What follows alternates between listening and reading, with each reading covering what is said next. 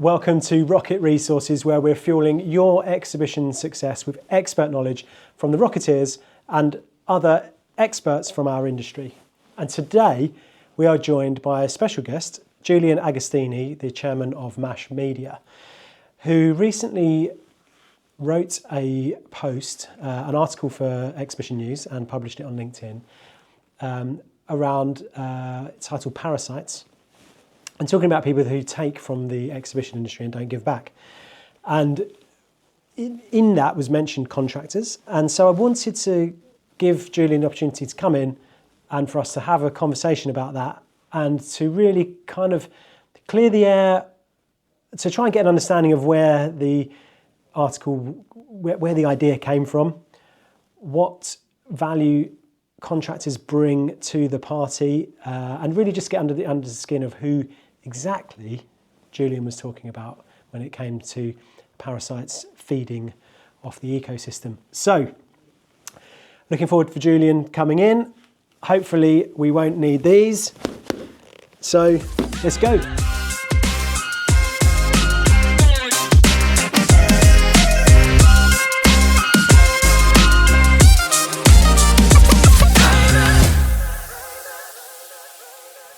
Welcome to a special edition of Rocket Resources, where I am joined by Julian Agostini from MASH Media. Julian, thank you very much for joining us today. Pleasure.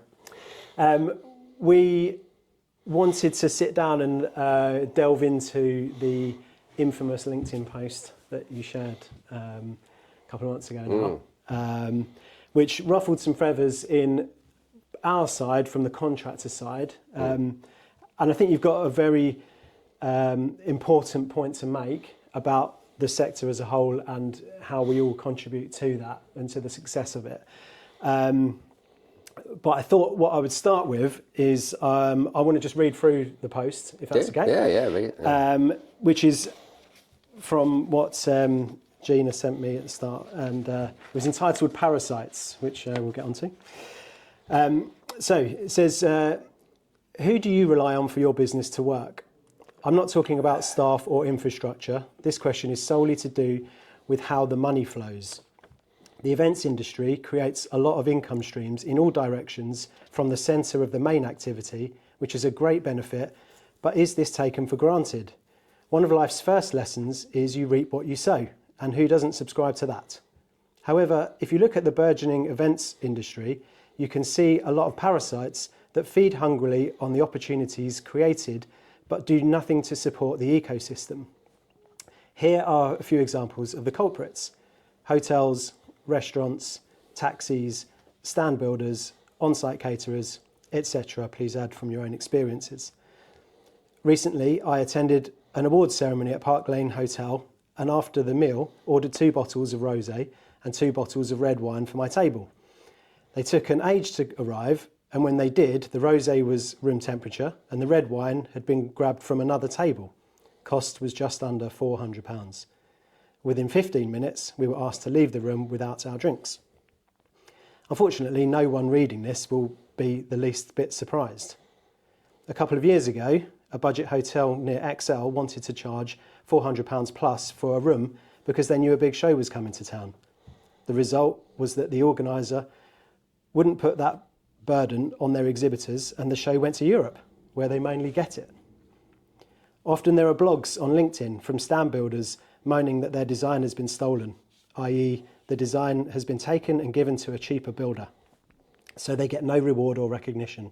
It's like someone coming and nicking from your buffet. Yet, when questioned, the wronged design and builder has no relationship with the organiser of the event in which the stand is exhibiting, nor any intention of supporting the show in any way. Just nicking from the buffet provided. See the irony? Just this week, another design and builder was marketing its services for Confex exhibitors using the Confex logo. Yet the company itself sees no value in ever exhibiting at Confex, nor supporting the industry in any way, in fact. If your business relies on the events industry, or a good part of your income is generated through events coming to town, then why wouldn't you want to secure that long term? Event organisers are canny and might be reaching the tipping point, so stop eating your own business and come to the table with an attitude that helps continued growth. Parasites have no control over their food chain. They can only survive if their host prospers. Would it not be sensible, therefore, to get on board, build relationships, and be part of the event with the organiser? Otherwise, ultimately, they will find a different solution, eliminating the parasites. It's what they do. Makes a lot of sense, doesn't it? So, obviously, that when I read that, I obviously immediately thought of myself. Why? Because I'm listed in here, stand builder. Yeah. Well, two reasons, and I'll come on to it. And it made me think, okay, what do I do? And I know that obviously the comments kind of blew up, didn't it? It went crazy. I mean, how many views did that post get? Or impressions, whatever it's called on I don't know, 20,000? The last time I looked, I don't know. Yeah, but yeah. I would have thought it'd be more than that. It might be. Yeah. Do you know, I don't know. Yeah. I don't know. I think what a point of that is just it's a measure of how engaged people are in that topic and how, like for me, I read it, straight away I was offended. But What offended you? What offended me? Well, being called a parasite. Where were you called a parasite? Well, that was the title of the thing, and it talks about, you mentioned parasites in there a few times about how feeding off the ecosystem. Do you feed off the ecosystem? Well, I don't think I do, no. Then what makes you a parasite? Well, I know I'm not a parasite. Then why were you offended? Because the implication of the article was that these few of the examples of the culprits are specifically listed as... I think that's where it's, not read properly or completely misunderstood, is that the people who give nothing back are parasites. I don't know how else to describe them, but, it's... Do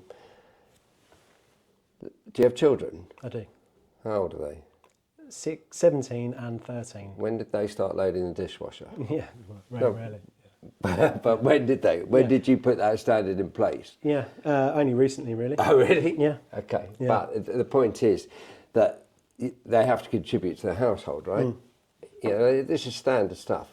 Now, when I say that children have to contribute, that's not every child in the country. There are some who never will. But that's not every child in the country. But it's fair enough to say that some don't. So is that every stand builder? Does it say that? Nope. No. At no point does it say that. No. Is it every hotel? Is it everybody? No. I think the people, they know if you can. You know if you contribute or not. You know if you're. You know if you're helping the greater good, and it's not a difficult point to understand. It's like, look, in the end, there's a cake. And we all want a slice of it. Now, surely it's better if you're helping to increase the size of that cake.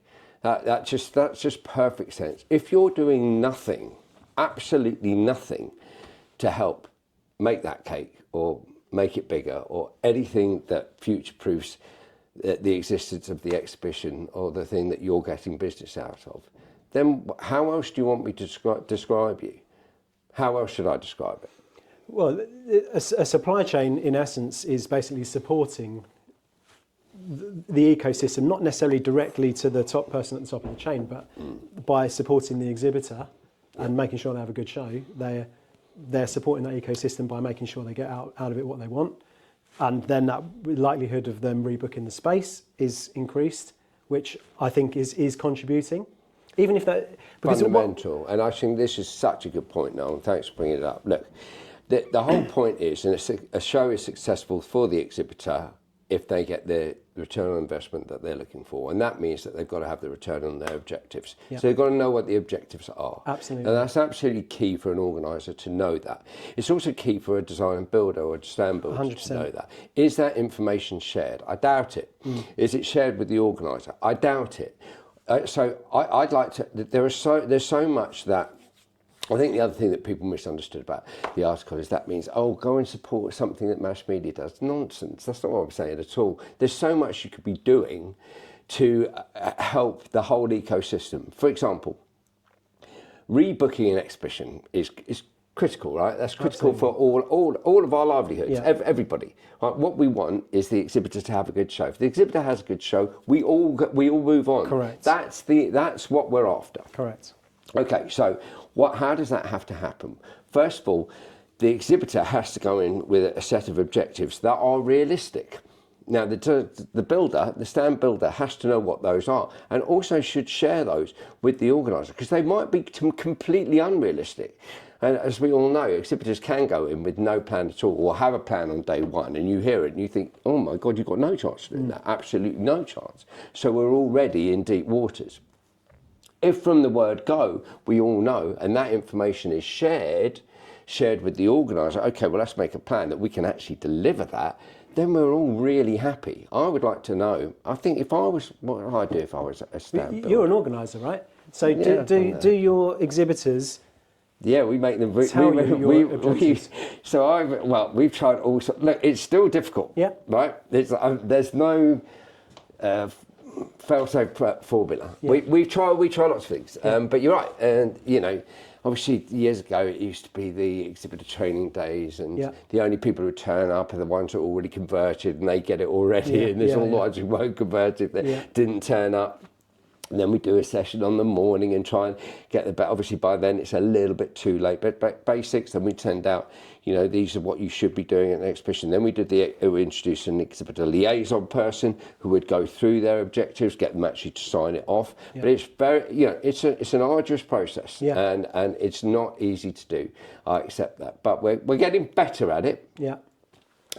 But this kind of information and data, I think if I was talking to your young man in the car, Thomas, okay, and saying, you know, about what the next steps are, and he was saying that strategy is now to be decided, but going elsewhere. And I think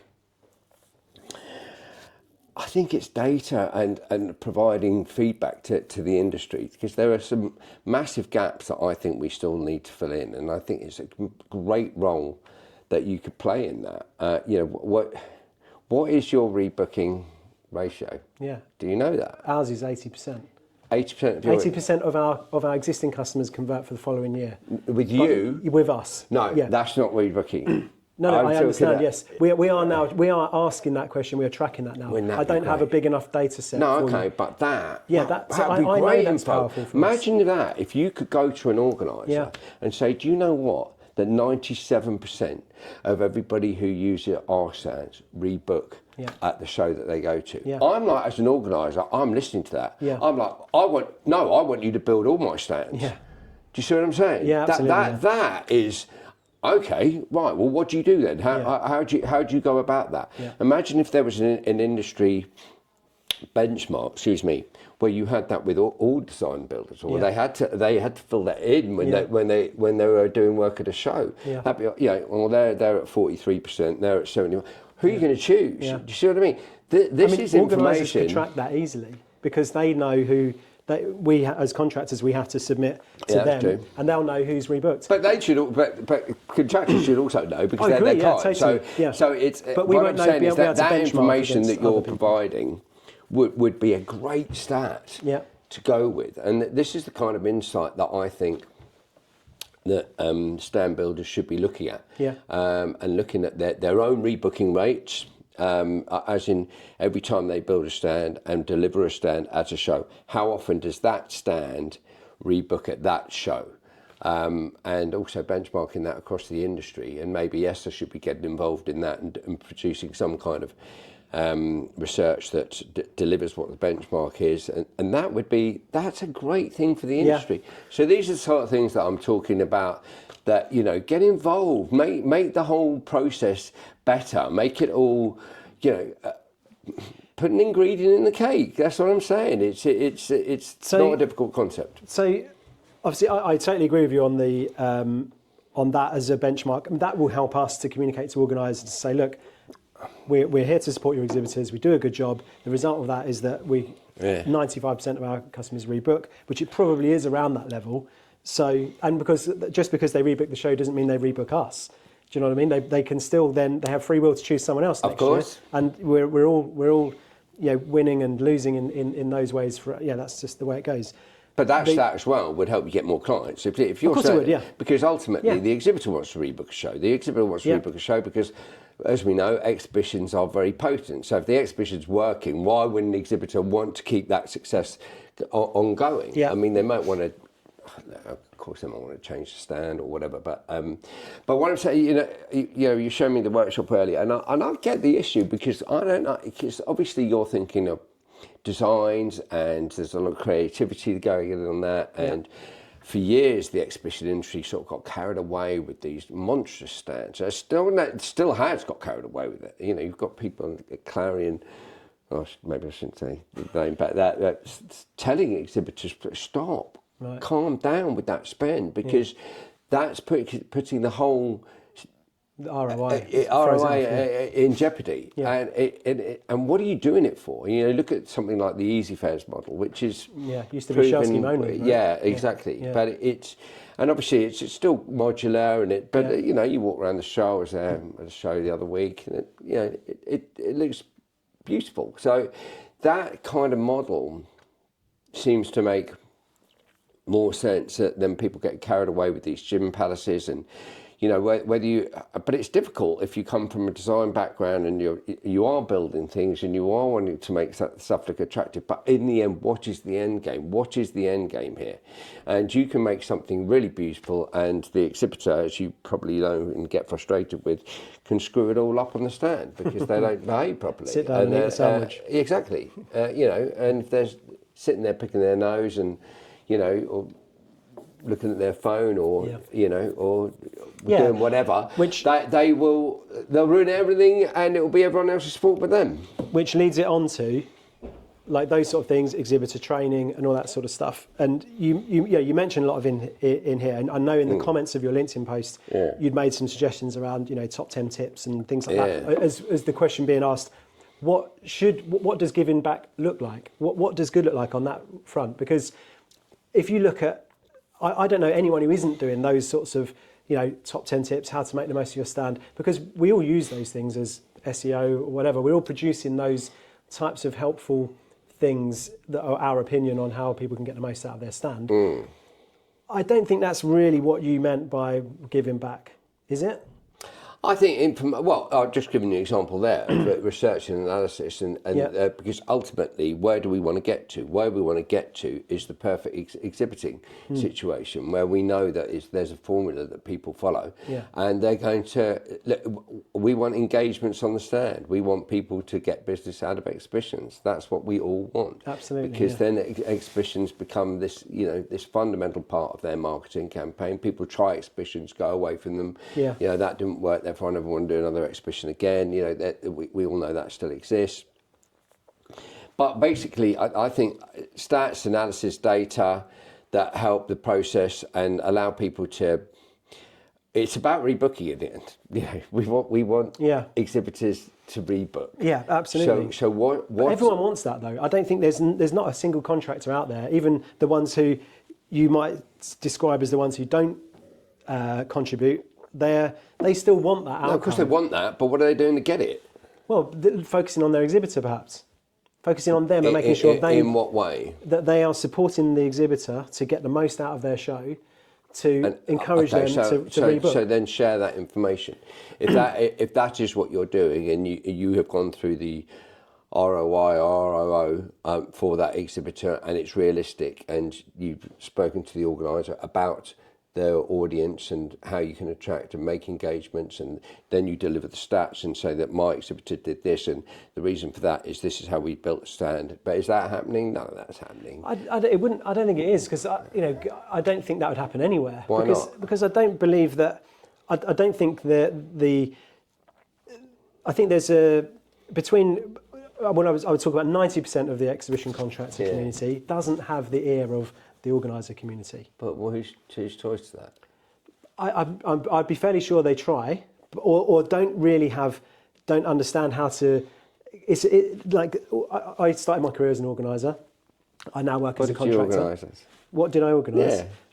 So I worked for a really small company called Dew Events. I started in 1999. Did you? Yeah. And I worked on shows. We worked on the footwear shows. Okay. So at the NEC, which they got sold to ITE as part of it. So it was then under the Moda brand.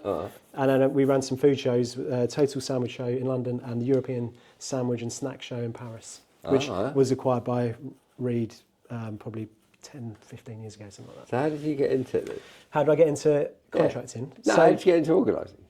Literally bumped into my sister's friend at a sandwich van on an industrial estate, and she worked for this company doing as an administrator, and they were looking for someone to do data entry. I had just come back from uni. I was just getting to get a job to save some money and go snowboarding for a season in Canada.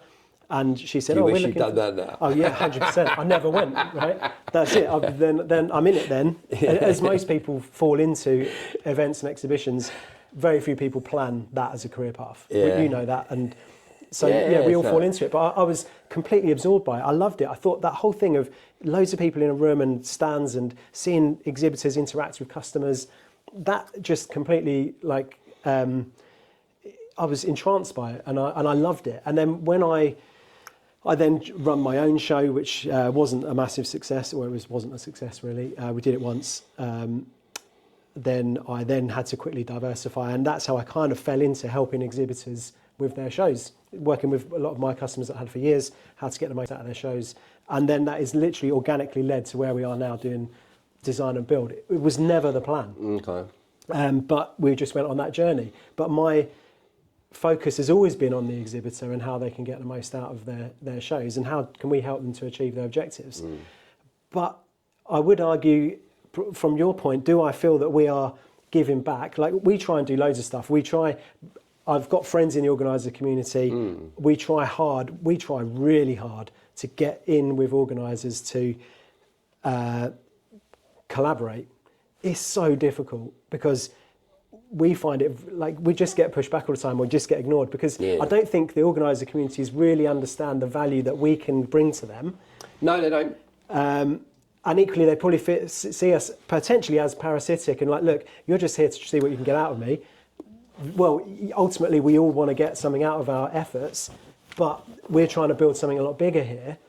But obviously, we talked about ourselves. That there are major contractors that spend a lot of time and effort talking to the organiser and winning the show as the key contractor. And I know there was a lot of screaming on LinkedIn following my post, but the main contractors, who didn't want to come out and be seen as a turncoat, but I've talked since with obviously at the Indies last week as well, were very much in favour of that because they're pissed off. Frankly, they put a lot of work into working with the organiser and staying within that community, understanding, going to everything, understanding what their issues are, trying to deal with all those problems, and then someone comes in the back door and feeds off the shelf and is doing nothing, and they're more pissed off than the organiser.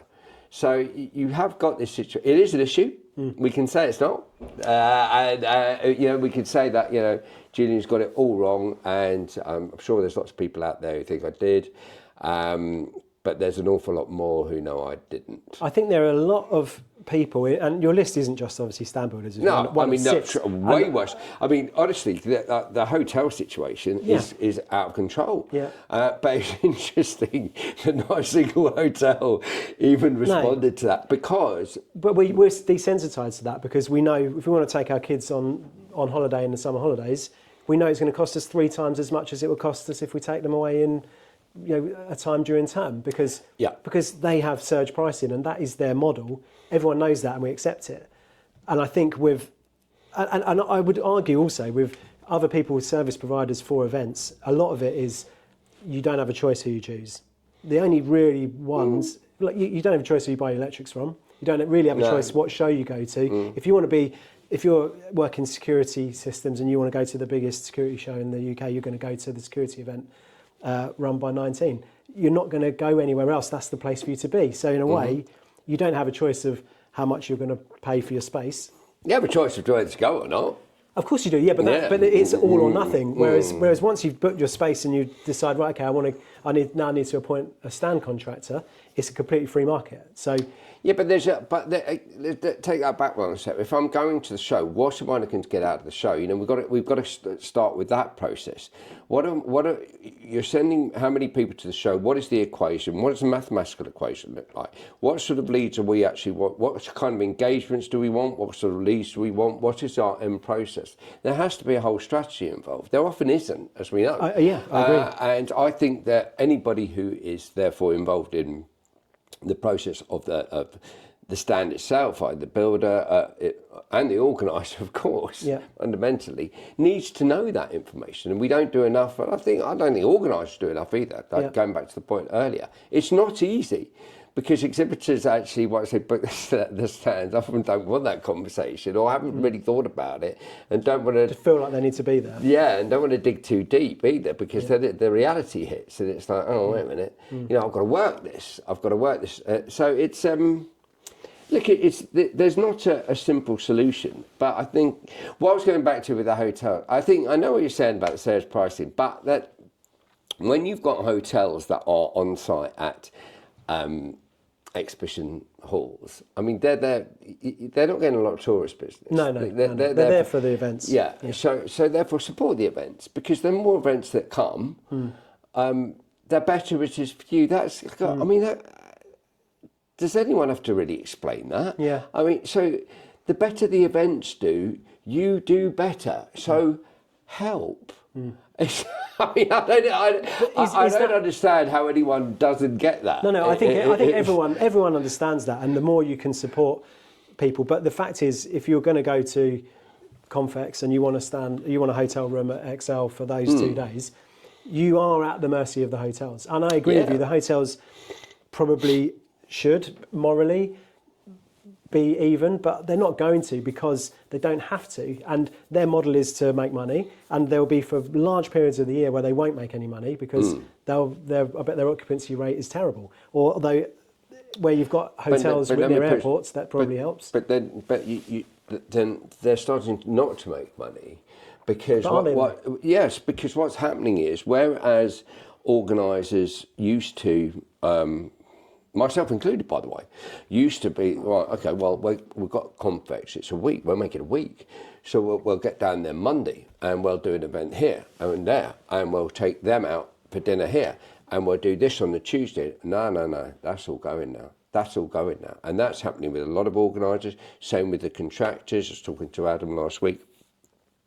And he's saying the same thing. It used to be like, get everybody down here, everybody have a little bit of a team night out. No, not anymore. That's all going. So you lose your whole night. So you lose your whole night of all that business. That's going.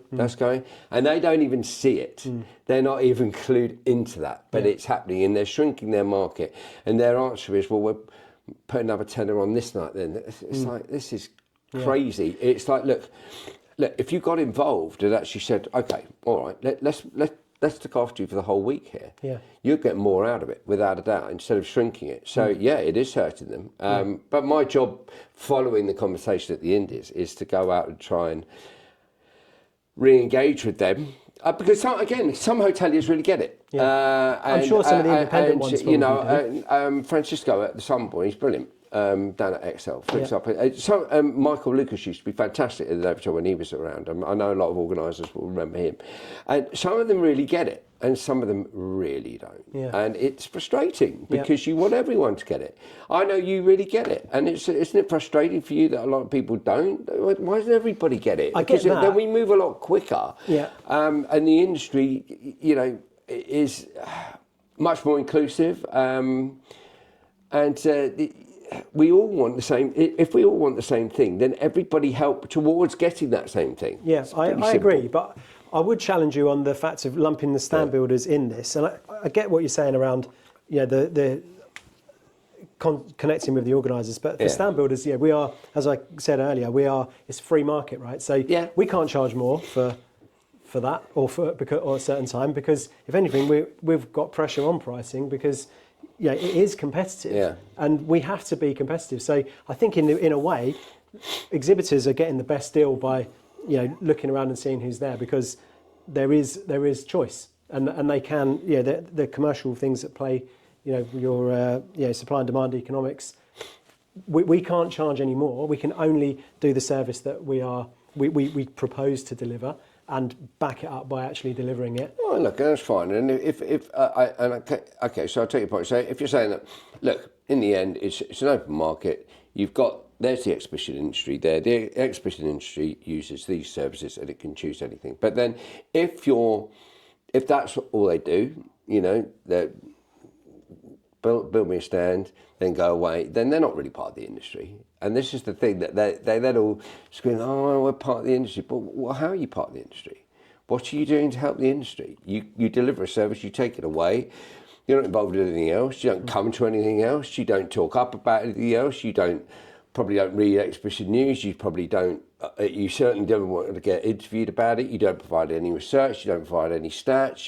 You're not interested in any of that. You don't talk to the organisers. In what way are you part of the industry? But that's fine. Like in the same way, if that's the deal. I mean, in the same way that a hotelier or a restaurant that obviously is feeding exhibitors on site will not consider themselves part of the industry, but they are still there helping the exhibitor have a better experience. I would question that, given that I would like to think of us as Rocket as relatively indicative of companies that are out there in the sector. From the 400 ESSA members, we're probably like in the middle there around size and scale and what we do. Okay. And I know how much effort we put into trying to open up those conversations and do that. And I know how difficult it is. I could imagine there's a lot of the stand contracting community who do a fantastic job, look after their exhibitors, but they are not the type of people who are going to try and either they won't really understand how to do the most of them come from sort of carpentry backgrounds. They're just good at what they do. They're not showmen, and they're not necessarily business development people. They are just good at what they do. And I think from them, that they will always be focused on doing a really good job and be really proud of what they create for their exhibitors. And I would argue that is enough for someone to do. Okay. Would you not agree? It's up to them. I mean, but the bottom line is, a really good job is, did the exhibitor meet their objectives? Yeah. And if so, did they then rebook the exhibition of which you provided the stand? Yeah. I don't think you can measure them on anything more. Well, if they do that, then they have done a really good job. And if they have done that, then that's the stat that everybody wants. And I go back to the point earlier. You send those stats into an organiser listens. Yeah. 97% of every exhibitor that we build a stand for rebooks that exhibition. Why I don't want to listen to that? Come and talk to me, Noel. Of course, I'm listening to that. Yeah. Because that's what if I can relax that a stand builder is helping my job. Yeah. My job is to try and get my exhibitors to, and I'm thinking, oh my God, I've got this guy who's actually so intent on his exhibitors rebooking that show, because I'm like, yes, you are massively part of my team. I want you involved. Yeah. So produce those stats. So yeah, I'm on board with that. I mean, we've got something like 98% or 99% of our customers would recommend us to other exhibitors. That's good. That's a really powerful number. It's a good start. But it's still not enough to get us in the door. It's still not enough to get us in the door. But recommending you to other exhibitors doesn't mean that, because you might be wonderful and done a great job and you've delivered on the spec, and that's all great. Yeah. So I recommend them, and they're so reliable and nothing's a problem. That's fantastic. But as the organiser, did they rebook the show? Yeah.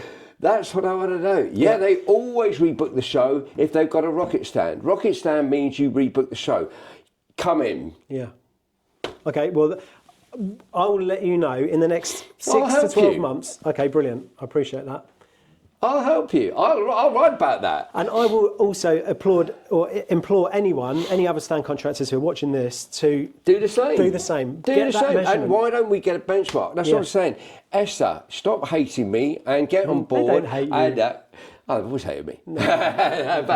I sit on the board of ESSA. Yeah. I don't hate you. You're here right now. I know, but you know, there's a bit of an issue with MASH. I don't know what it is, but it is. We know. But the point is, get on board, let's do some research, let's get a benchmark figure, because that's what it's all about. In the end, it's all about, let's get these people rebooking their stands, because that makes the whole thing fluid. That makes everybody happy. Everybody's Yeah, happy then. So if we're all on that train, where we're all about that, let's get a rebooking the stand. Everybody then is pulling in the same direction. If everyone's pulling, which is kind of back to my point, if everybody's helping to pull in the same direction, we go a lot quicker. It makes sense. Come on. Yeah, no, of course it does. I think going back to the what irked people is that there's no real context in here about what does it look like. So give me what would be the 3 things that would take someone out of your crosshairs on this? what are the 3 things that every stand builder? But look your rebooking rate. I would say that. Know your own rebooking rate. And I don't mean rebooking as in your rebooked by the exhibitor. I mean their rebooking rate for every stand that you deliver at a show. How often does that stand rebook? Okay. Secondly, make sure that you have a process of knowing their ROO or ROI and share that with the organiser. Even if it falls on deaf ears, that is worth doing. Keep throwing those stats out and produce that information, by the way, and also use us.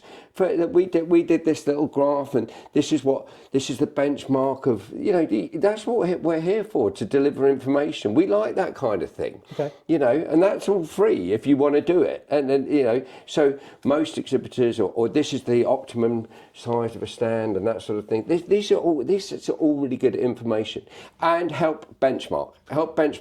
What is the average? What is the average for rebooks? And levels of engagement. That's going to be difficult. Of course, it's going to be difficult because it will take some work and even then, it's like this is let's have a discussion of, if that's not possible, what is possible? Yeah. What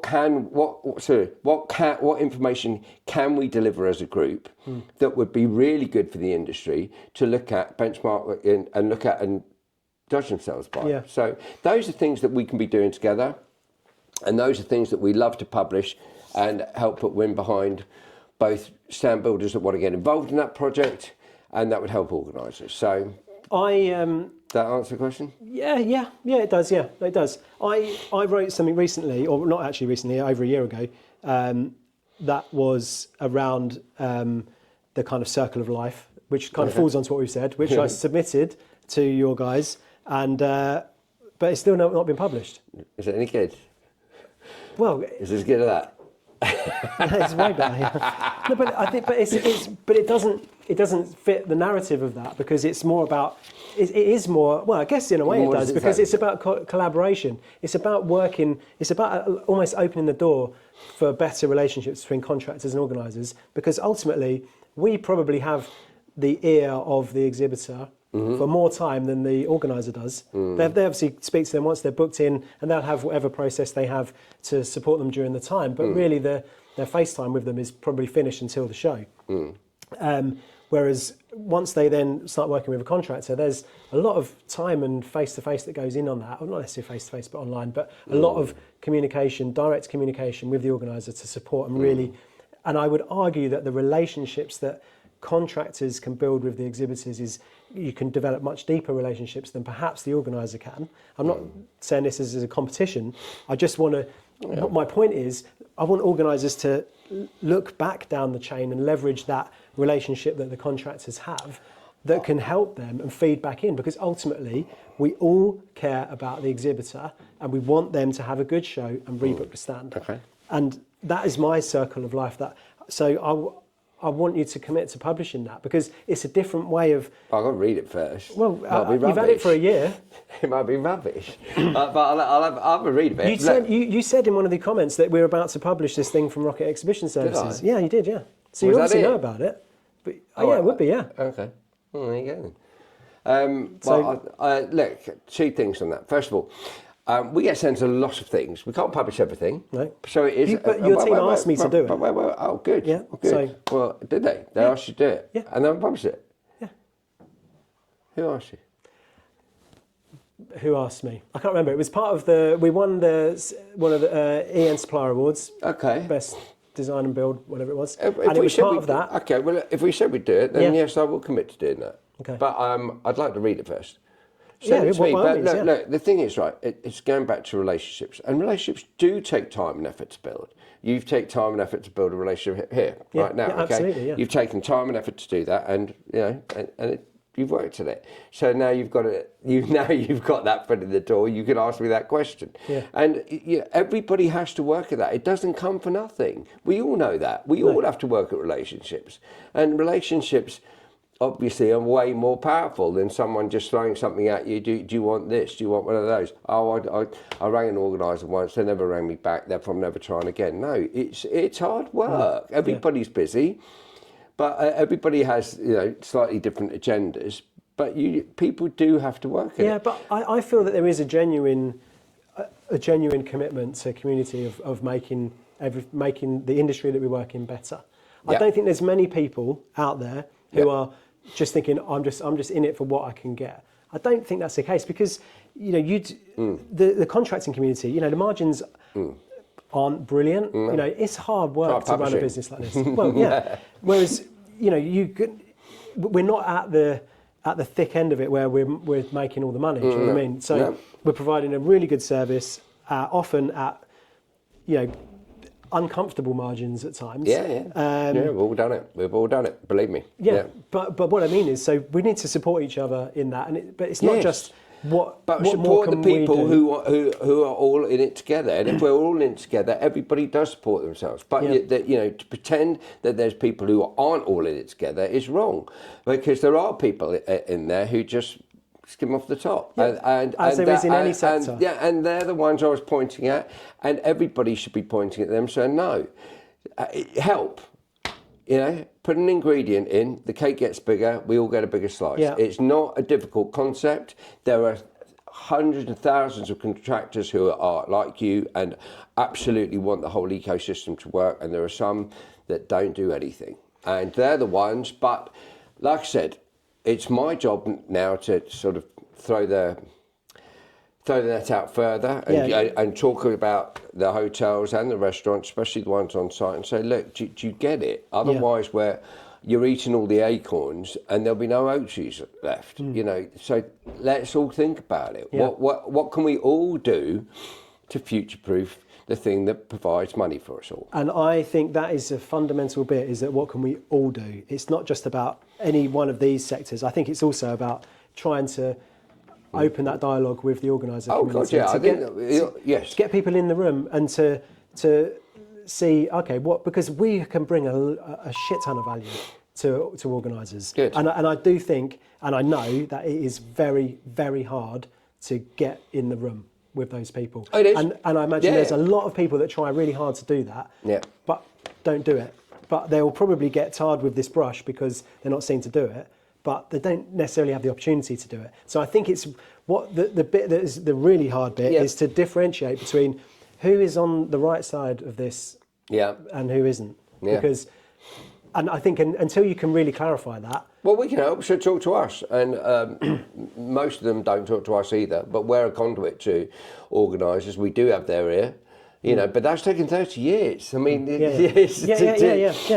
be a trusted information source and to be in these conversations and in these rooms and at these lunches, and which we gather them all together, that's taken a long, long time, and a lot of knocking on doors and a lot of putting out information to engage with them. Same process. So I'm not obviously, I'm not suggesting that they do that, but we have built that. So use us as a conduit. Would you say that organisers are your primary customer base? Well, not readership, but the ones who customers pay the bills. No, so they're your primary audience, but not right. Yeah. So okay. No, my customers are all the people I slag off. Yeah. How's that working out for you?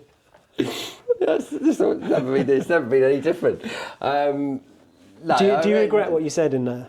No. What do I regret the use of the word parasite? That's a great question. I've only been asked that about 54,000 times. And what's the answer? I could have put that better, but then again, it wouldn't have created the reaction that has furthered the conversation so quickly, which is kind of what is. So I'm kind of. You're trying to come out smelling of roses. No, look. Look, I've always been reasonably outspoken, so there's always been haters, and there always will be. Yeah. And I get that, but I think the fundamental point I'm making is a clear one, and I don't really understand how anyone can disagree with that. If you took the word parasite out, would there have been the same reaction? Maybe not. But I really don't know how anyone can disagree with, we're all trying to... I don't think anyone disagrees with the bottom line message that we should all work together, essentially, and to contribute just each other. Be part of it. I think what lacks in this is the clarity of what that actually means. What does it mean? You've asked me that a few times, and I think I've pointed out ways in which that can happen. But yeah, look, we keep the conversation going. There's no point, and it's... If people have better ideas than what I've said today, then I'm all ears. Yeah, okay, good. I want to also just pick one other thing up on here, which I've got a personal gripe with. Oh, go on. So, where you mentioned here about the blogs on LinkedIn from stand builders moaning their stand has been stolen. Oh, yeah. Were you talking about me? I can't remember. I honestly can't. I've read that a few times. Because I don't know of... And you can correct me if I'm wrong. I've not seen anything else on LinkedIn of someone. I've heard that, but I've heard that either in the pub or over conversations with people. So I'm aware now. Obviously, said that you did. I did that because you also then say, when questioned, the wrong design builder has no relationship with the organiser. Yeah, they never do. Yeah, but you're talking about me here, and. Well, did you not? But I do.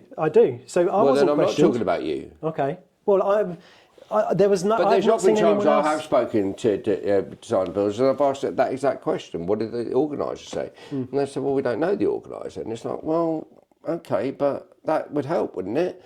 And they'd be like, well, how would that help? Yeah, but it's not their fight, is it? Yes, it is their fight. I don't think it is. Well, it is, because if every organiser, the organiser knew every design builder, look, it's their show. Yeah. Okay, ultimately it's their show. It's their party. You want to know who all the guests are, don't you?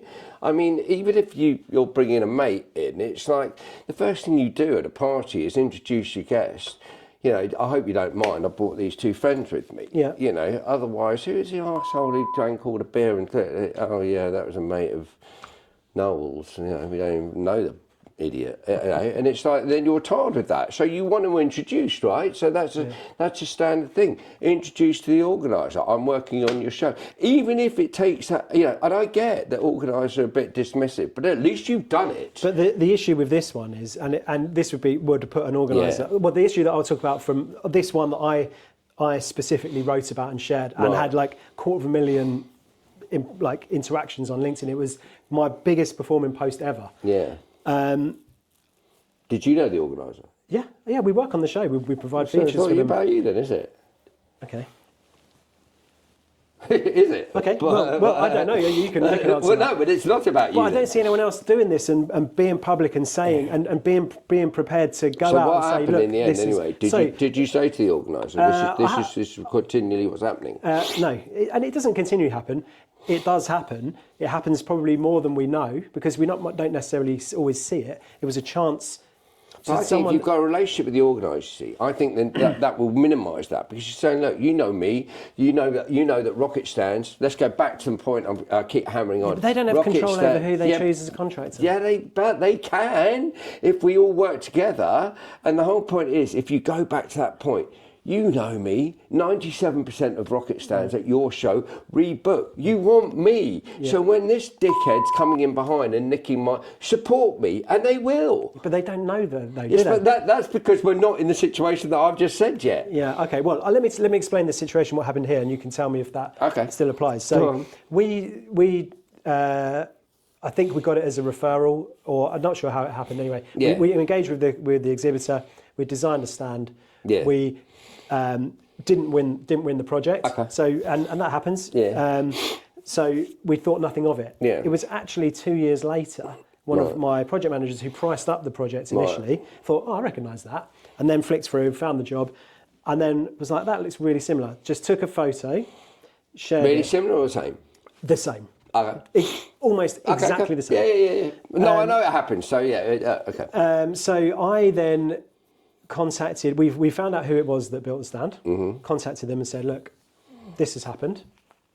Can you shed some light on it?" And basically, what had happened, the exhibitor had taken our design, cropped out the bits that say copyright and all that sort of stuff, gone to the contractor who was their incumbent contractor, and said, "We've had this design for something overseas. We want the similar look and feel for our UK show." Yeah. Okay, fine, no problem. So he's just gone and done it. He's not recognised, hang on a minute, some Rocket have done this, because he doesn't know. He's been told by the exhibitor, he's been lied to, essentially. Yeah. And so from his point of view, he's done nothing wrong. What's the organiser going to do in that situation? They've no dog in that fight. What do I have to say about it? We've spoken about this stuff. Because I tell you what, this does warrant further conversation and a deeper dive than you and I are going to do right now. Yeah, of course. Yeah. And I'm willing it's an entirely different conversation. But I'm absolutely willing to do that in the end, because that is an issue and that shouldn't be happening. But this is exhibitor behaviour. I know, but it's still all related. Yeah. Organisers don't want that mess on their doorstep either. It's I think they're immune from it though. Do you? Yeah. But not if. But I go back to my point. Not if they're using stand builders in their show that have got great stats. Yeah, but they want those people. I know, but they can't exclude everyone else, can they? Yeah, but until we get to that point, until we get to the point where... No, because this is fundamental. If look, an organiser opens that show, everybody's excited. But you don't know what you're going to get over the 2 or 3 days. You never know exactly what you're going to get. You've got ideas, and you never know. And you're worried about certain exhibitors. Are they going to perform? Aren't they going to perform? Are they going to spend all day moaning about this, moaning about that? So if you've got people on your side who have helped build the show, and I go back to that, those stats would be so powerful. 97% of our exhibitors rebook at shows. You want rocket stands. You want, and maybe not rocket, but there's 6 or 7. But what you don't want, and then that analysis comes out. What are they? Oh, well, funny enough, they did that, and that. And by bit, we start ironing that out. But it's not going to happen overnight, but I promise you that is a massive way forward. I mean, that would be utopia, but I just think commercially it's just impossible to realise. Because you've got so many contractors. How many, do we know how many? So, for example, that stat would be interesting. How many actually supply a standard show of 250 exhibitors? Do we know? Good to know. ESSA, help out with the research. Well, this kind of thing. What do you mean? How many? What main contractors you talking about? No, you got the main contractor. Yeah. Okay. And then let's say we've got 250 stands. Yeah.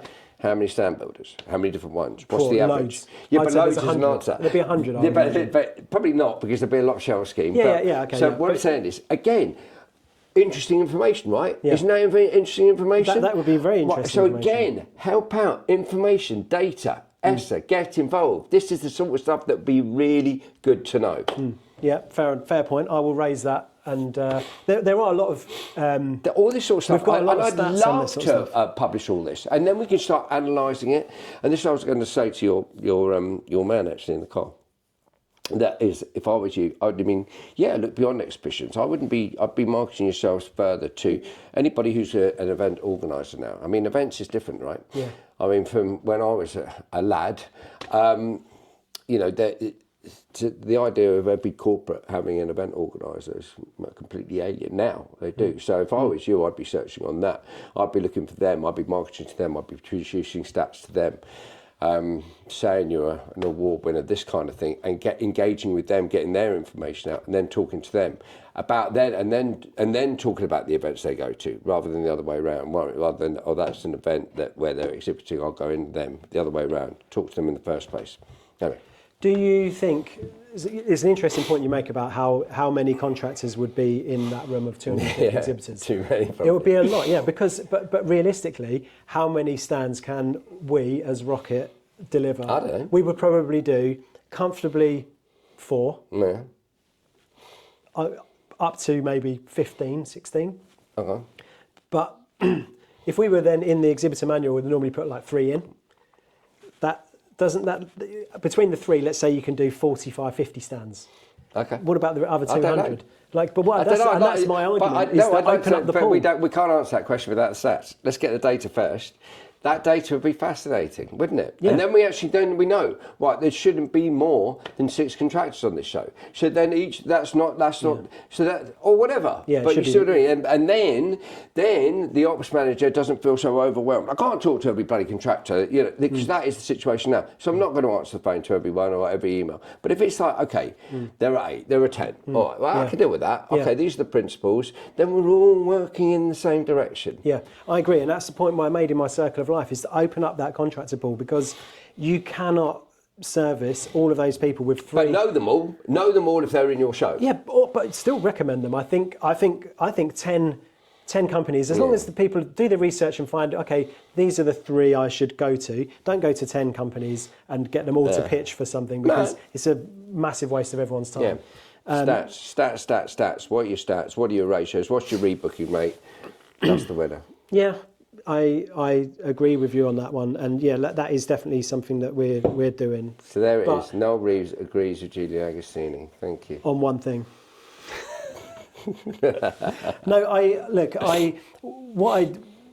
The point of doing this conversation was to carry it on, really, and to give a voice from the contractor community. Yeah, it's been fun. To try and show from our side, because I'm sure that there are a lot of things that happen that you're not aware of, just because you're not in that space. Tell me. Well, yeah. But Asher needs a relationship with Mash, and it doesn't want one. We've tried a lot, and in the end, it's like. I don't think that's a case of not wanting one, but if I can be the catalyst, you should be. That helps to work with that. I think we just need to be clear on. It's been hostile towards us for a long while. I mean, a long while. So so I don't know if you can change that, then we should all be friends. We should definitely, and if that's the soundbite that we take from this, we should all be friends. I believe we are all in this together. Yep. I still think that there are a lot of people that, not necessarily on this list, but there are issues which we're not going to go into today, but things like electrics and stuff like that. Oh, God, yeah. Oh, yeah. It's crippling. Yeah. And I think in a way, like, pointing out that's where the sunshine needs to be, or that's where the spotlight needs to be shone. I get what you're saying. Because there are some, and that no one has a choice. If you want power on your stand, if you want to put a coffee machine on, you've got to spend thousands of pounds of power. Catering drives me mad. Catering drives me absolutely mental at these events. But everyone is entitled to run their business in the way they want to do it, and the commercial justification is really for them. But ultimately, if we want shows to thrive, and if we want more exhibitors to make this a really good and support UK PLC, because ultimately we want the economy to thrive, and we only do that if we all trade. And trade shows are without doubt the best way to do that. Okay. But if we're trying, if there are people in this, and I refute the fact that stand builders are part of that, but there definitely are people in there who are stand builders who are part of that. Stand builders aren't. In general. There's a difference there, a massive difference. So don't. One day, what I'd like to go from here then is for you to just give me 3. Not now, obviously, but when because you seem to know that they're there. So who are they? No, I'm not going to do that. No, I'm not asking you to do that here now. But I'd like you to do it to me privately. I can do that. So I can understand more about what those traits are, because I'm still not convinced as to how we differentiate between me. I would still, as much as I can argue here and say that I'm not part of your thing, and you can tell me, you might want to tell me, you might not want to tell me whether I am a parasite or no. I've already told you you're not. I've told you that several times you're not. Okay, because you get it. But there are some who don't, and there were 1 or 2 who were screaming on my post who were definitely in the category, by the way, 100%. And don't know, that's probably screamed the loudest, but not all of them, not all of the people who are on that post. Some of them were making some very good points. They got a little bit hysterical about the word as opposed to the point, which was disappointing. But and again, kind of thinking that I'd thrown tar at them, and I hadn't. I thought they'd be. Do you understand why they feel that way, though? Yes, but then there's always been that little bit of, like I said, I think it's also because there's always been this sort of tension from ESSA and hostility towards MASH anyway. So anything that comes out, they're immediately jumping on. Oh, right, that's it. But ESSA haven't done that on this occasion. They haven't. I don't think they've even commented. Yeah, well, the first comment was from the ESSA chair. But anyway, but they weren't independent business. He's commenting as representing himself and maybe. Look, I think. I think that there were a number of people that wanted to read that the wrong way, and I get it. I understand, but that is missing the point. The point is a sensible one, and I don't think anyone can argue with it. And that is, fundamentally, you've got to learn to put dishes in the dishwasher if you live in a house. That's it. We're all trying to get the same thing. If you're all trying to get the same thing, help out. That's it. You called me out for being an irresponsible dad and not teaching my kids how to contribute to the household. I need to work on that. Cool. Okay, Julian, thanks very much. I appreciate you taking the time to come up here and talk about it. That's good. This is the start, carry on. Right? Yeah. We'll carry on. Definitely. Brilliant. Thank you very much. All right, cheers, buddy. Thank you so much for taking the time to watch the episode. I hope you enjoyed it, and let's hope that this is the start of a conversation that really does bring the community together. So if you enjoyed the episode, please don't forget to like and subscribe, share it with your friends, and also take the exhibition scorecard, which is a unique tool for Rocket and available to you to use free of charge. Just click on the link below and see what your score is. Thanks very much.